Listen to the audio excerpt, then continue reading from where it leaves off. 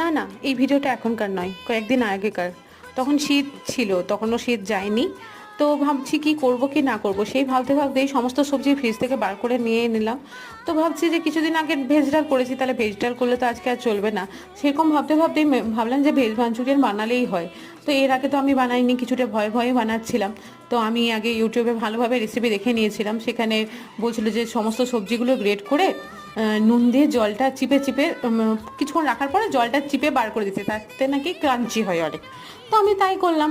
তারপরে আবার জলটা চিপে বার করার পর তার মধ্যে গোলমরিচ, লঙ্কা গুঁড়ো, নুন, পেঁয়াজ লঙ্কা কুচি, তারপর দিয়ে দিয়েছি অল্প কর্নফ্লাওয়ার, অল্প ময়দা দিয়ে এরকম ডাব ডাব বলের মতো করে এক এক করে আমি তেলের মধ্যে ভেজে নিলাম, গরম তেলের মধ্যে। একবারে সমস্তটা দিয়ে নিই, দুবারে ভাজবো, তাই উল্টে পাল্টে ভালো করে ভেজে নিচ্ছি। এই মাঞ্চুরিয়ান বলগুলো আমি দুবারে ভেজেছি।